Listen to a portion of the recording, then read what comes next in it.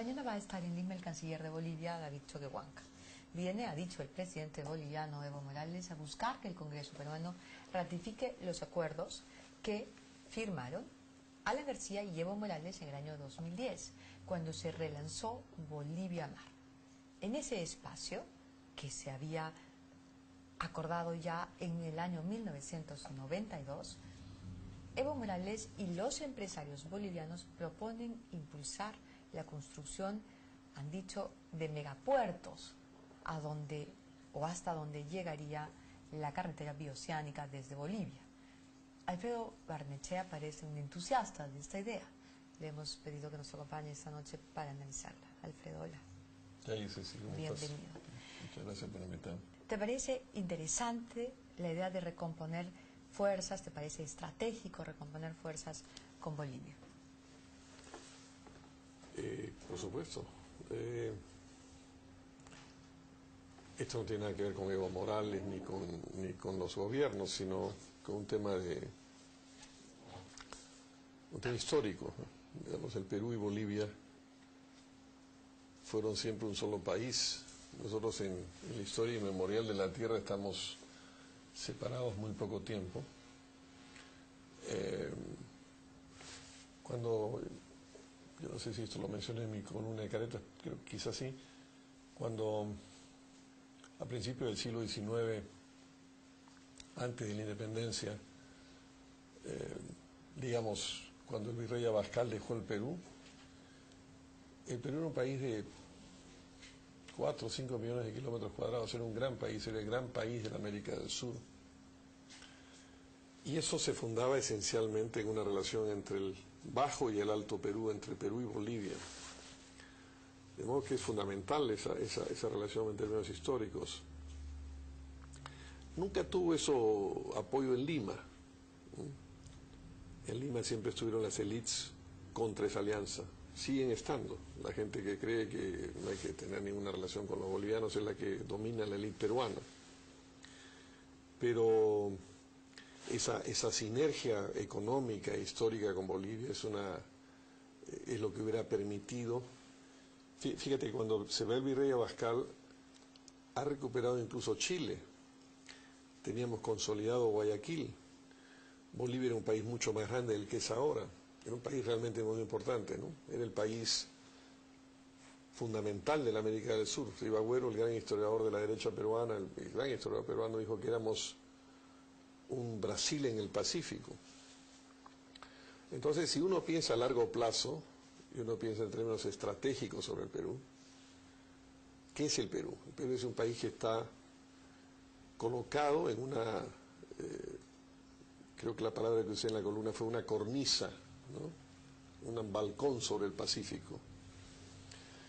Y es por tanto somos unos intermediarios naturales, unos intermediarios logísticos, entre el mar que tenemos al frente, donde está hoy día más de la mitad del producto económico del mundo, y detrás tenemos un país que es el quinto país de la Tierra, que es Brasil.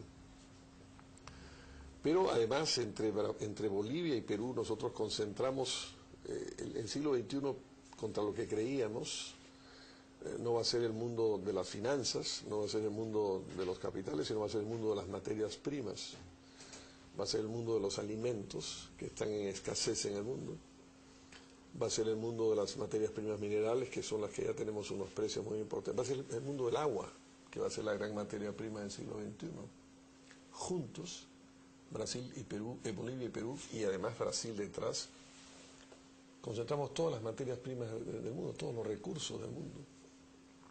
Entonces, históricamente, esto transforma la situación estratégica del Perú. Es fundamental y esto fue una de las cosas, esto tiene que ver con muchos otros temas, tiene que ver, por ejemplo, con el tema del gasoducto surandino. Cuando nosotros empezamos a plantear hace mucho tiempo el gasoducto surandino, yo creo haber sido la primera persona en haberlo planteado en el Perú, no había gas todavía en Cusco, suficiente gas como hay ahora. Y una de las cosas que pensamos es que ese gasoducto, aparte de regar, por decir así, o distribuir energía a toda la zona pobre del surandino, era un gasoducto que iba a estar en las fronteras con Bolivia y podía recoger el gas de Tarija. Gas de Tarija que el presidente Mesa el año 2004 trajo al Perú, y frente a lo cual el señor Toledo y sus ministros de Relaciones Exteriores, todos sus ministros de Relaciones Exteriores, Wagner, Rodríguez Cuadros, o sus ministros de Energía como Quijandía, no hicieron nada.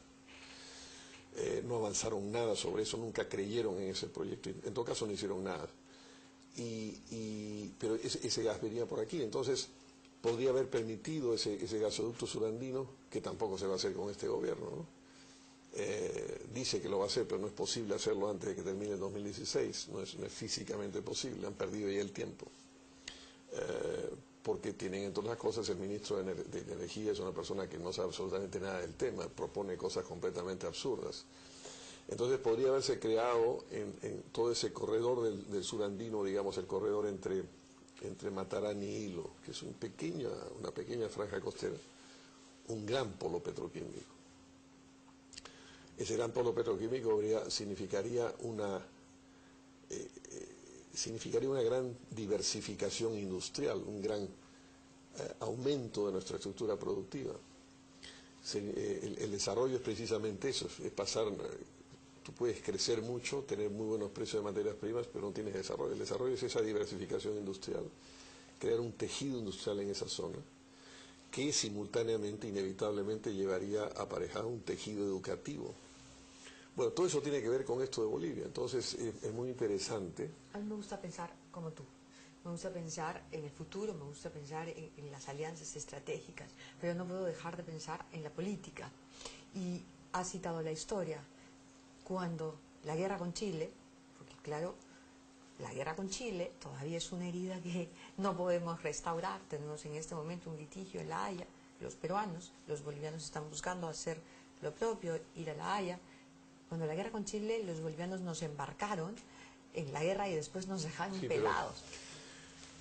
Pero no podemos pensar así, Cecilia. Mira, no, pero es que hay que tenerlo en cuenta. En el año 2003 yo llegué a La Paz, acababa de asumir la presidencia de Carlos Mesa, yo le llevé un PowerPoint.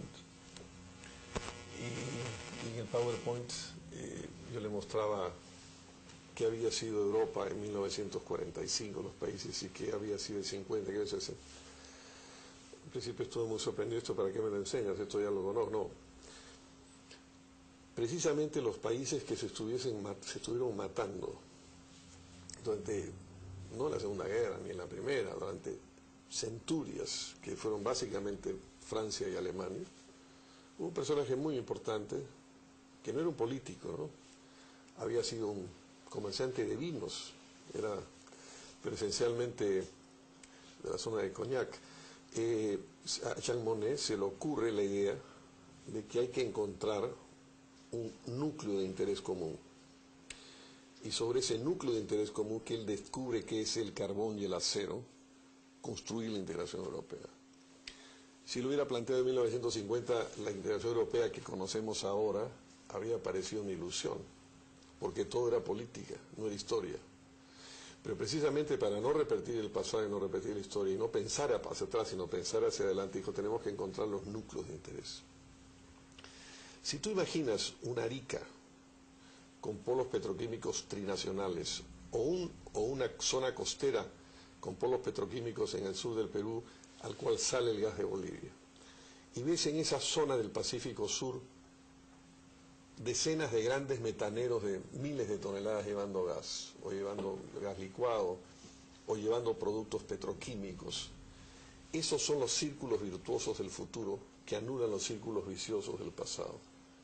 Entonces, nosotros no podemos seguir encerrados en el pasado. Esto lleva también, por ejemplo, a que nosotros en el futuro, déjame terminar una idea que creo que está conectada con esto brevísimamente. Eso tiene que incluir a Chile también. Esto tiene que ser un esfuerzo trinacional. Naturalmente, siendo Perú el polo que va a tener el polo petroquímico, desde donde va a salir la fuerza energética. Chile es un país que no tiene energía y no tiene agua. No tiene ni energía ni agua. Pero el Perú le puede ofrecer esa energía. Hay muchísima energía para darle. No solamente la energía eléctrica que podría generarse con gas, podríamos tener energías geotérmicas en Tacna, etc. Entonces, ¿no? Yo creo que en función de esas grandes coordenadas, eso es lo que, Cecilia, los temas fundamentales son los que transforman la política. Los temas fundamentales de futuro, que crean y anudan estos intereses de futuro, son los que transforman las rivalidades del pasado en cooperaciones para el porvenir. Yo estoy de acuerdo y me gusta pensar así, pero dijiste muy bien y lo reiteraste, trinacional. De otra manera no, la solución nunca va a llegar. ¿Cuál solución? ¿A qué? Necesitamos solucionar el tema de Bolivia para tener realmente un sur en paz. Chile, Perú, Sí. Bolivia. Eso lo vemos venir, son temas que aparecen cada vez que se tocan temas de frontera. Y ahora mismo, cuando lo nuestro está en La Haya, ya para terminar, los bolivianos están también tratando de poner y de subir sobre el tema. Es normal porque es una injusticia histórica Por con supuesto. Bolivia. Entonces, este es un tema trinacional. Coincido absolutamente Pero contigo. pero son dos cosas diferentes, porque pero- nosotros podemos tener una cooperación binacional con Bolivia, independiente de nuestra relación con Pero Chile. A largo plazo, ¿cuáles son las bases de esa cooperación binacional? Ahí La- quiero ir. El presidente Evo Morales ha dicho cosas interesantes. Ha dicho, por ejemplo, que la decisión de potenciar en consorcio con Lima el puerto de Hilo responde a la necesidad de estar a la altura del nivel de las exportaciones de Brasil a Asia y Europa. Y luego la CONFIEP boliviana, que no se llama CONFIEP, que se llama Instituto Boliviano de Comercio Exterior, ha dicho que las principales salidas de sus exportaciones se efectúan a través de los puertos chilenos de Arica, Antofagasta e Iquique. Y tú has mencionado exactamente que hay un acuerdo, un tratado, que de alguna forma los obliga a salir por ahí. no, yo no he mencionado eso. Son cosas muy diferentes. ¿A cuál tratado te refieres? ¿Al del 914 o No, 4? el tratado con Bolivia es el 904, no nos obliga a eso. Eso fue un cierre Bolivia siempre ha tratado de escaparse del tratado de 1904 desde el comienzo. Fíjate, en 1921, cuando no había Naciones Unidas, sino era la Sociedad de Naciones, la Liga de las Naciones, presentan una demanda que es naturalmente desestimada. Lo vuelven a hacer en 1950. En 1950 estuvieron cerca porque el gobierno de Chile de entonces, el presidente González Videla, estuvo dispuesto a unas negociaciones que han sido un poco la base de todas las negociaciones posteriores. Pero Bolivia tiene que salir. Lo que ha propuesto Morales, al margen de lo que uno piense sobre Morales, yo no soy un partidario del presidente Morales. Yo creo que el presidente Morales, que por ejemplo se presenta como el defensor de los indígenas, no habla una palabra de Aymara, ¿no? Es lo que era un sindicalista cocalero. Tú puedes discrepar además de las opiniones de sus técnicos, pero lo que él ha propuesto es algo sumamente interesante.